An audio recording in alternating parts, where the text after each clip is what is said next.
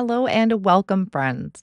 Today I'm creating a Valentine's Day themed Tada Diorama interactive card, and I'll show you how I colored the images using mini ink cubes and a blending brush, created a stenciled background for the front window, and assembled the Tada Diorama from start to finish. The first thing I'll do is stamp out a few images that I have picked out from the Critter Conversation Hearts stamp set. I'm placing them onto 80-pound white cardstock, and I am going to stamp them in Manatee ink. So this is actually a gray ink. One of the reasons I am stamping them in this gray ink first is I'm going to use the coordinating stencils to color them in. And by starting with a light gray ink first, I find that I get more true to color when it comes to the ink blending. So it's very key to make sure you leave your stamps in place if you're using a stamp positioner. I'm placing my cardstock down on a sticky mat that's going to hold my cardstock in place and also the coordinating stencils. And I will be doing my ink blending using the mini ink cubes. So I'm starting with the bunny at the top. I am going to be ink blending pizza crust ink using a small blending brush. For the ears and the nose, I am using ballet slippers, and I'm going to skip the heart for right now. I was still trying to decide what colors I wanted to do. So I jumped down to the bear, lined up its coordinating stencil, and I'm coming in with walnut ink. I kind of fade off that color a little bit as I get towards the muzzle because I wanted to give that a whole different color. I will be using just the pizza crust for it, so it's a lighter color, and you'll be able to see how that's distinct because I kind of stayed away from the center of the face with that walnut. I went back up to the heart for my bunny, and I'm going to be using bubblegum ink to color in the heart. I like to go around the outer edges and then blend in towards the center and have it get a little lighter as I get in the center. That just gives the heart a little bit more dimension. And I'll do the same thing for the bear. For that one, I am using the mermaid ink. And I really like having this large sticky mat to do all of my stenciling because it's also holding my mini ink cubes in place. Next, I'm going to color in the fox. And for the fox, I'm actually skipping the first part of the stencil, which is around the eyes and the tail. I'm just going to leave that white as the cardstock. But for the rest of the body, I started with a fake tan. I thought that was just a little bit too orange. So I'm going to bring in pumpkin spice, which has a little bit more red tone to it. Then I'm going to use ballet slippers for the little bit that is in the ears and I think the nose. So, really, actually, what's left on your blending brush would probably work for this too. You really wouldn't even need to get your ink pad back out. Then I'm going to do the heart. And for this one's heart, I am going to be using a grape soda. So, again, I had just kind of gone around the outer edges first and let my ink fade off towards the center.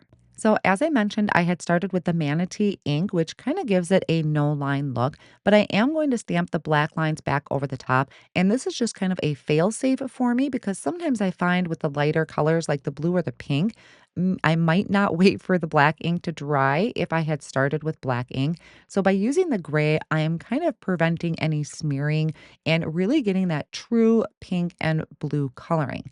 So I did pop this panel back into my MISTI in that same exact position. I'm going to stamp back over the top with black ink. And now I have my crisp black lines once again. I went ahead and added some smaller sentiments to the center of each of the hearts, and I will stamp those down all at the same time as well. Each of these critters has a coordinating die, so I will line that up over the top, hold them down with low tack tape, and run those through my die cut machine. I'm going to work on creating a background, and this is the part that I actually want to use on the front of my Tada diorama. So I am using a 6x6 piece of white cardstock. I'm going to hold the first layer of the Candy Hearts stencil over the top, just using some washi tape. I think it just kind of makes things a little fun when I use the cute washi tape that Lawn Fawn has. And I'm starting with a bubble gum ink and a large blending brush to apply the color. Now, it does say in the top right hand corner, one, two, three, four, or five, depending how many stencils there are. But that number is in the top right hand corner. So you always know which layer it is. Now, I removed that. I'm placing down layer two. This one, I'm coming in with fake tan. And then I'm going to come in with layer three, which is some more candy hearts. And I am using sunflower for this. So these colors are all matching up with the colors that I used for my critter conversation heart images that I had done. After this stencil, we have the fourth layer, which is going to be adding words over the top of our hearts. I picked out guava ink, so kind of a nice, bright, yet maybe hot, I don't want to say hot pink, but it's a nice, bright pink that will be seen throughout all of the colors of the background. And then the last layer of the stencil, which I think is my favorite and just pulls everything together. This colors in the background, but also gives all of the hearts a white outline. And I absolutely love that look. So for this background, I am using mermaid ink. So now I have a complete 6x6 panel. I'm going to set that off on the side for a minute and start working on putting together my Tada diorama. First, I'll take my main die piece and die cut it from white cardstock, which is going to be my backer, and tomato cardstock, which is going to be where I create the window. I also have the different tiers for the inside of my Tada diorama and also the sleeves that I'll be creating for my window. So those are all die cut out of white cardstock. I'm taking the tomato cardstock and here I have the Tada diorama heart window add-on. I'm centering that on the tomato cardstock, run that through my die cut machine, and now I have my heart window. And then I have the white cardstock for the background, which I hadn't fully decided what I was going to do with that yet. So these two pieces that I have, it's going to create three panels on that one piece of cardstock. And the scored lines are provided by the die. This is going to be our interactive portion. So you have three score lines. There's going to be one area that's a little bit larger than the other. What you'll do is you're going to take these dies that kind of look like a foot. You're going to have the foot point towards the larger side of the score line. A little hard to see on camera, but definitely can see it really well in person. So that die, that foot die, is going in the center section, and the foot will point towards the larger side of the panel. And that's going to create our slits or our slots for our tiers for inside of that diorama. I wanted these candy hearts to be on the front window. So I wanted this to be behind that heart window when they open it. So what I'm going to do is I'm going to trim this to be 2 1/4, and it's going to be just under 3 1/4 inches that that front panel measures. So what I did is I first cut it to 3 1/4, which is going to be just a little bit too big, but we can trim it off. So I trimmed that into one long strip of 3 1/4, and then I cut that down to 2 1/4. So now these fit perfectly. They're going in the right direction. And then it also is going to be perfectly split. So when they line up next to each other, it's going to look continuous.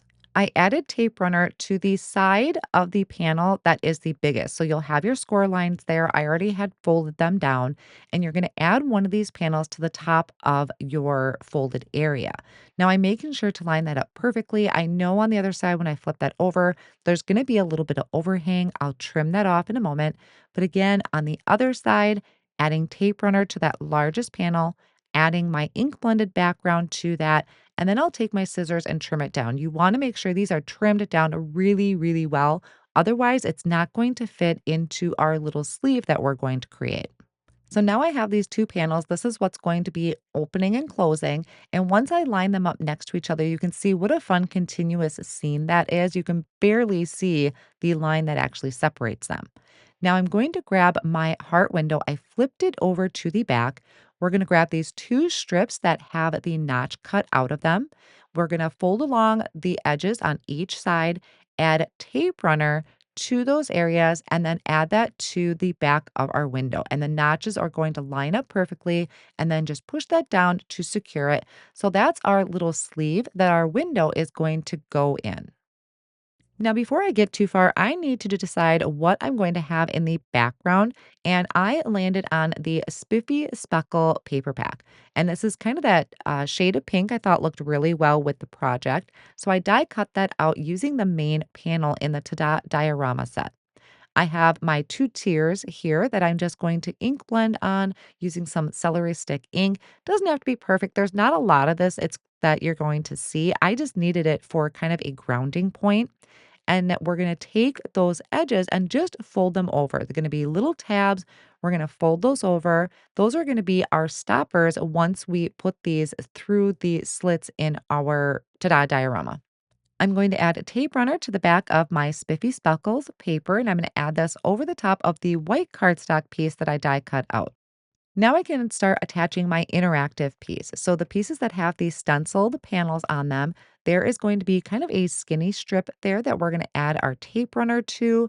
It's going to be on the opposite side of our stencil, and it's going to be the only panel that's left that doesn't have anything done to it. So I'm adding tape runner to it. I'm lining that up with the edge of my background piece and centered in between the stitched line. So that's going to be creating kind of our doorway. Now, the tiers that we created just by applying some celery stick ink over the white cardstock, we are going to take those tabs, fold them over, and slide them into those slots that we created with the die earlier. Now, once we pull that through, we can then open the tabs, and that's going to be our stopper. So I have two of them that I'm doing, and I'll repeat the same steps for each. The next part is going to be sliding our doorway through our sleeves that we created on the back of our window, which will make sense here in a second. So I'm taking that panel, I kind of opened it up. I'm actually going to flip it over. I found it easier to slide these in. You really want to make sure you have those cut down to the right size because remember, I added the stencil panel over the top.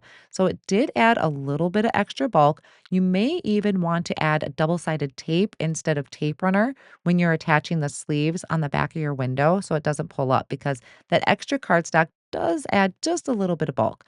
So I made sure that everything was trimmed down and slid into those sleeves. So now we have this really cute, almost kind of looks like a candy box because of the red cardstock and because of that stencil background. But now we have this adorable window to our scene. And I just love that heart stencil. The decorating on the inside, I'm going to keep really simple. I'm just going to take my three critters that I did earlier. I wanted the bunny to be in the front because I think he's my favorite. I'm just adding a little bit of tape runner down to the bottom of each of the critter, and then I'm adding them into those tiers that I created. So there the bunny is on the front one, and then I have the bear and the fox in the background. I did put them fairly center because I didn't want them to get in the way of when we open and close it. Also on the Tada Diorama die set is some clouds, and instead of using the outline of the cloud, I'm actually using the negative piece of it. I thought that just kind of added a little bit of something to the background so it wasn't just a plain pink. And then the last thing I need to do is just add my sentiment. I am using a sentiment from the Simply Celebrate Hearts stamp set. I'm going to stamp that down onto 80-pound white cardstock using a black ink. You could also heat emboss this maybe on ballet slippers. I think would be really cute to have those contrasting colors on the front of our Tada diorama. And then I'm going to use the Everyday Sentiment banner to die cut that sentiment out. I created a card base for this, and I have a piece of cardstock that was 6 inches by 4.5, and I scored it at 3 inches. Now, this is a little bit smaller than the actual Tada diorama, but it's still going to work. I'm going to add a tape runner to the front panel of that card base, and then I'm actually centering it on the back of my Tada diorama. So it's really just a place to write a special message. It wasn't really meant for it to stand up because the Tada diorama itself stands up. It doesn't really need the card base to do that. I just thought having the card base there was a great way to add an additional message. And then I'm finishing this off with the sentiment banner. I added thin foam squares on both sides, kept the foam squares away from the window so it didn't close my door on me. And now we have this adorable Tada diorama where we have the candy hearts on the front as our door panels, and then these cute little critters in the inside with their special message. Another tip, if you decide to decorate it like I did using the Candy Hearts stencil on the front, is maybe add a little bit of anti-static powder to the top and bottom of your panels because then that way it might help it slide a little bit better. I love creating these fun window interactive scenes. I hope you enjoyed today's card project. I will have all of my supplies that I used today linked down below in the video description and over on my blog. Here is another interactive card that I think you might enjoy.